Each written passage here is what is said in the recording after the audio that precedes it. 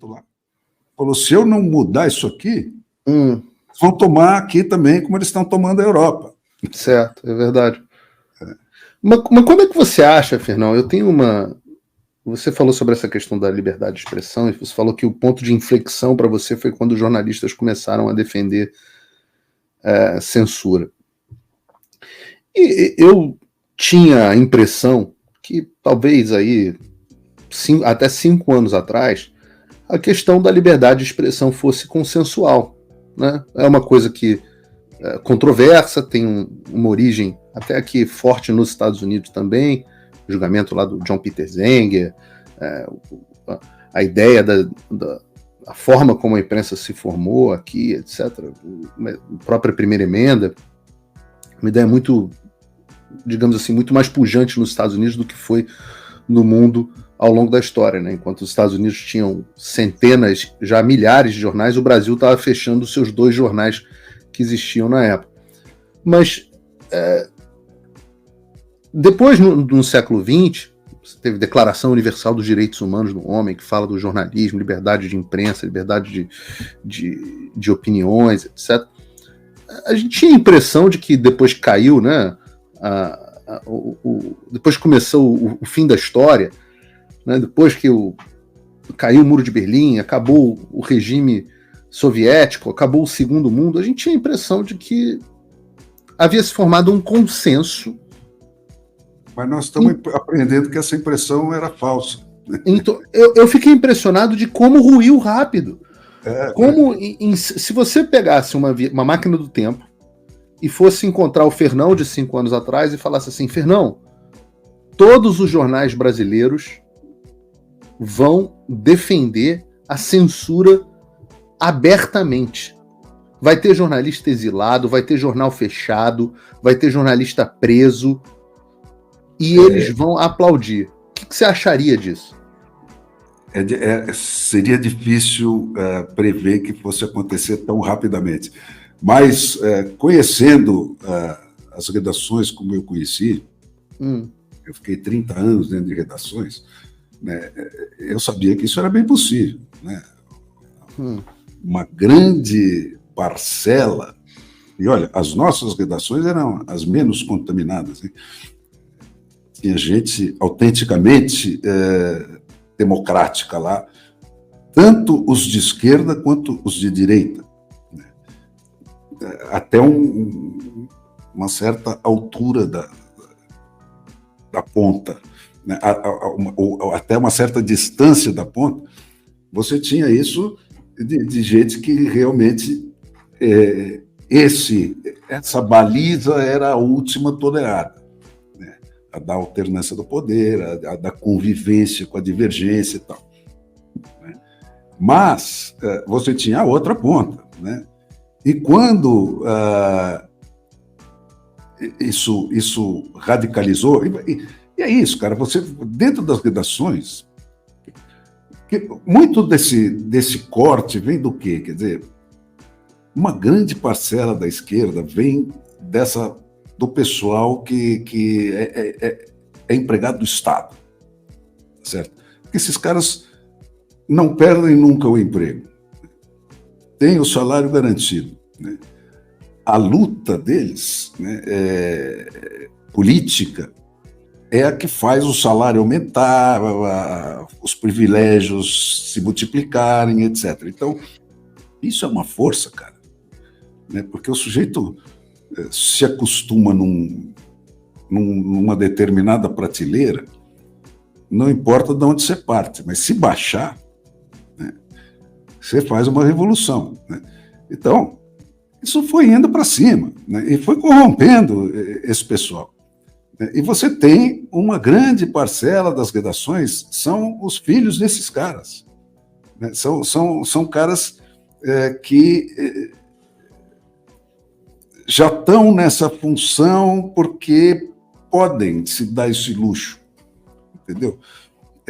Porque tem essa costa quente, né? Então, tudo isso misturado ajudou esse processo a se desencadear. Quer dizer, quando você chega, você só conhece o cara, realmente, né, no momento em que você ameaça tirar o privilégio dele. E foi isso um pouco que aconteceu também mais ou menos no mundo inteiro. Quer dizer, houve uma outra força política que foi se estruturando, porque era a maior perdedora disso, né? Não tinha esses privilégios e estava solta no espaço, né? Que é essa que se manifesta nas paulistas da vida aí. Quer dizer, a classe média meritocrática foi a que foi para a rua no mundo inteiro, não foi só no Brasil. Todas as chamadas primaveras foi isso. Quer dizer, era o pessoal que primeiro teve acesso à internet, rompeu a censura que a imprensa mantinha, né, e foi capaz de enxergar o tamanho dos seus semelhantes e de se identificar como uma classe e uma força política, né, e de se estruturar e se organizar para ir para a rua e desafiar esses sistemas que estavam no poder há 100 anos, né, e que estavam... E esse pessoal, então, se sentiu atingido, né, nos seus privilégios, uma coisa que nunca tinha passado perto da janela deles. E tomaram um baita susto, sentiram que podiam perder isso, e a reação deles foi brutal, no mundo todo. No mundo todo, não foi só aqui. Então, você conhece o cara na hora que ele pode perder os privilégios dele. E isso é o que nós vamos conhecer aqui também, né, no momento em que essa turma, que voltou agora com essa violência toda com que voltou, né, se sentir pela primeira vez ameaçada. Aí que você vai saber até onde eles estão dispostos a ir para não perder esse privilégio. Certo? Então, a situação é... E depois tem um outro fator que está na minha cabeça meio obsessivamente ultimamente. Você tinha o Ortega y Gasset, que foi um dos últimos grandes filósofos da Europa, aí nos anos 50, na Espanha, né? Um homem brilhante e tal, e que tinha aquela formulação, né? Eu sou eu e minha circunstância.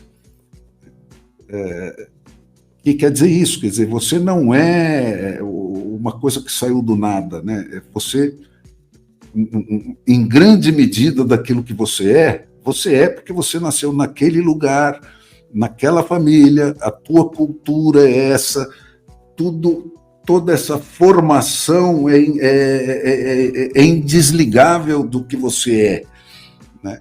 Então, uma parte do que você é determinado por isso, né? E isso era uma garantia das diferenças, né?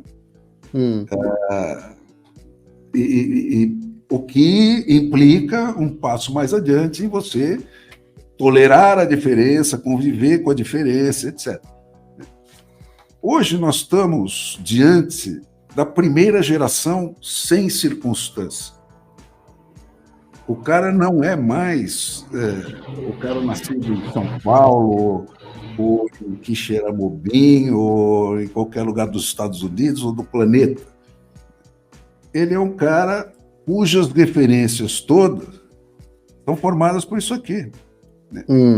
Nasce, antes dele falar, ele está diante de uma telinha, né, que vende para ele uma circunstância empacotada, artificialmente desenhada, que é a mesma para todo mundo. E é por isso que os estudantes da USP e os de Harvard não tem mais diferença, estão todos fazendo a mesma manifestação, o mesmo tipo de absurdo. Isso meio chapou o mundo. Interessante. E isso criou, pôs no horizonte, né, o fato de haver 5 plataformas, né, que determinam a vida de todo mundo. É da onde você bebe cultura, informação, divertimento, relacionamentos, é onde você trabalha, é onde as suas finanças são processadas. Tudo gira em torno desse universo artificial, e cada vez menos as pessoas têm contato com o universo físico, né, que é onde ainda persistem as diferenças. Então,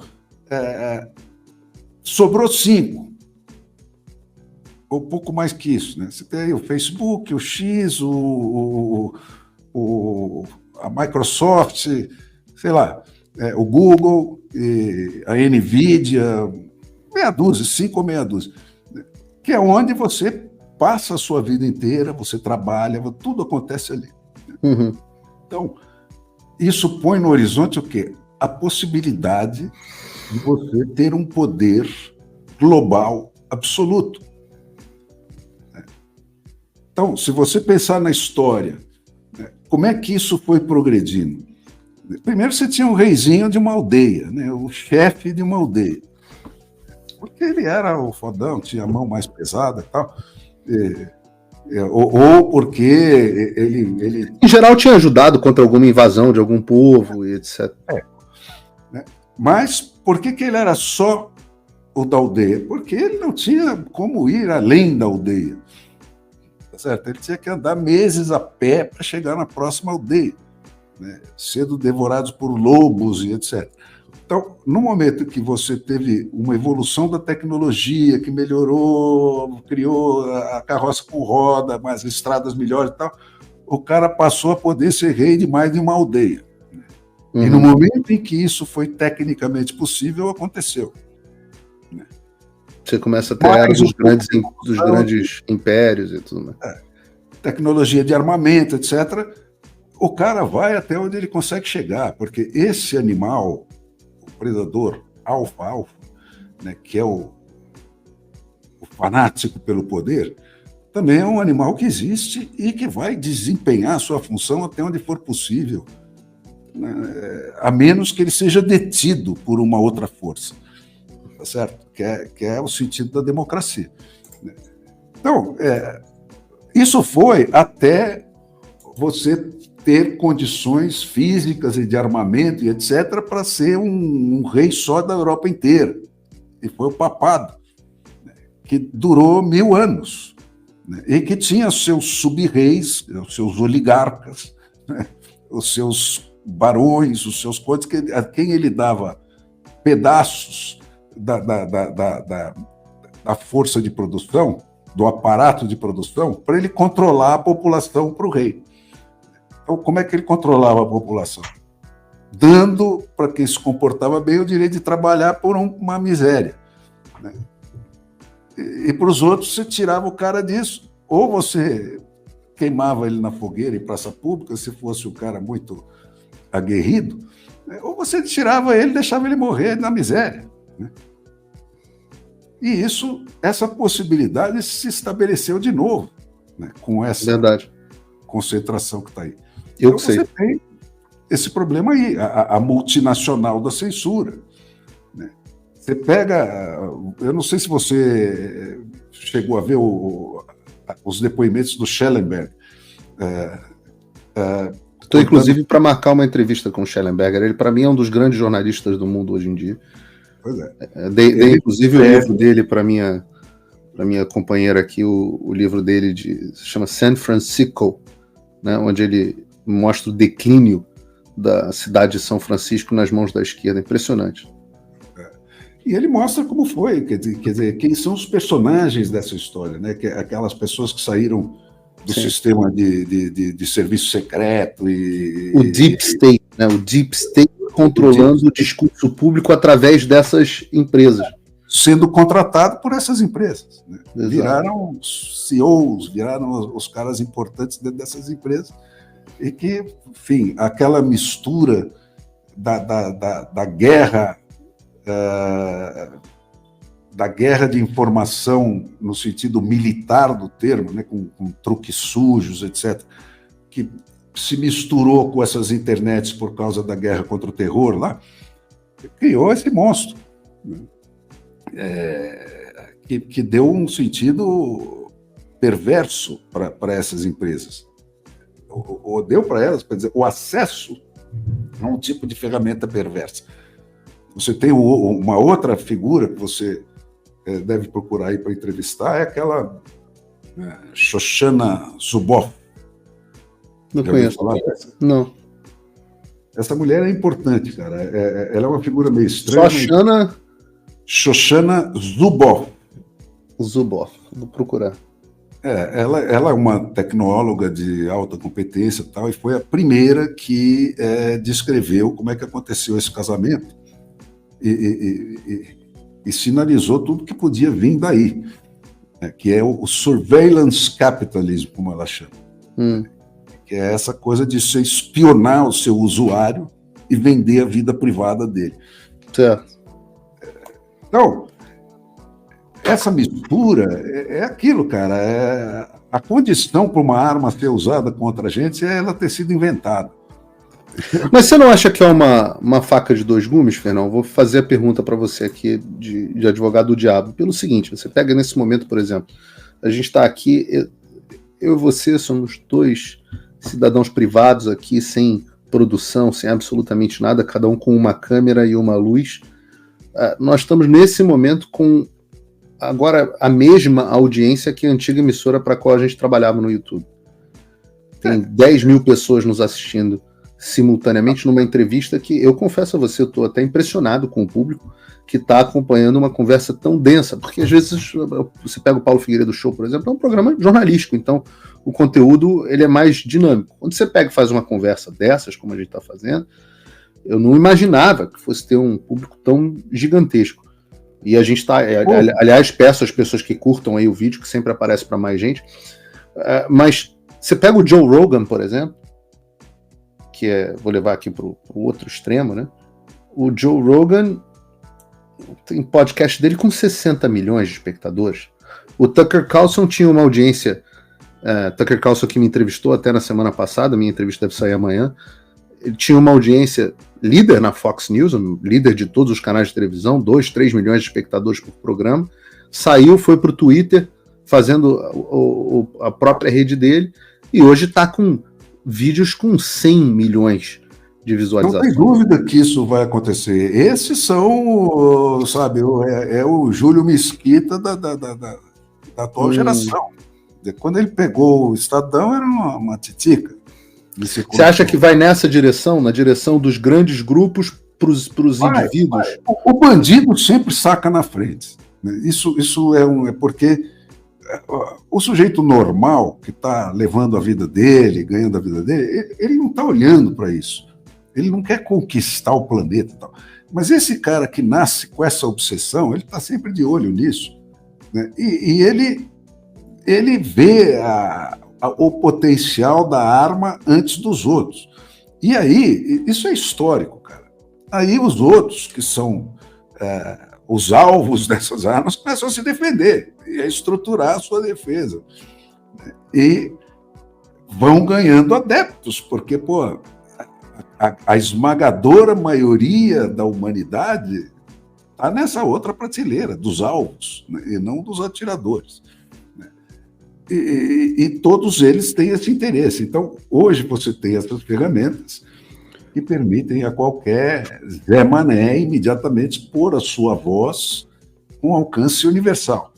Se ele tiver o que dizer, vai juntar públicos cada vez maiores, né? E se ele disser coisas que fazem sentido para as pessoas, onde as pessoas enxerguem saídas para esse problema que todos nós estamos sofrendo, estamos vendo essa ameaça, alguns mais na pele, outros não, mas todos estamos ameaçados. Então, quem tiver o que dizer vai ter, e essa vai ser a grande arma para contraditar essa maré que está aí. Oi, eu vou ter que parar o vídeo só para te atualizar. A perseguição implacável continua. Desde dezembro de 2022 eu continuo sem passaporte, com as contas bancárias bloqueadas, redes sociais banidas no Brasil e muito mais. Agora estão vindo atrás de mim até porque eu contei para vocês os bastidores do que acontecia com os militares. E a novidade é que o Locals, onde muitos me apoiavam, fechou o acesso aos brasileiros por conta do STF. Então criei uma nova forma de você me apoiar diretamente. Você pode ser agora meu apoiador com uma pequena quantia por mês e ter acesso a vários conteúdos exclusivos, ou você pode agora também ser o meu patrono e passar a integrar comigo o meu grupo de elite, um grupo fechado de WhatsApp só para os patronos, além de fazer reuniões de Zoom mensais comigo para a gente discutir a situação do Brasil e do mundo. Se você quer que eu continue fazendo o meu trabalho, me apoia, use o link na descrição e eu garanto que eu vou continuar fazendo a minha parte. Muito obrigado. Também faço aqui o meu convite da minha parte para você assinar a plataforma do Fio Diário e começar a acompanhar uma plataforma realmente livre e que vai dar oportunidade das pessoas falarem o que pensam e dizerem a verdade. Se você não incentivar um veículo de mídia independente como esse, quem vai fazer por você?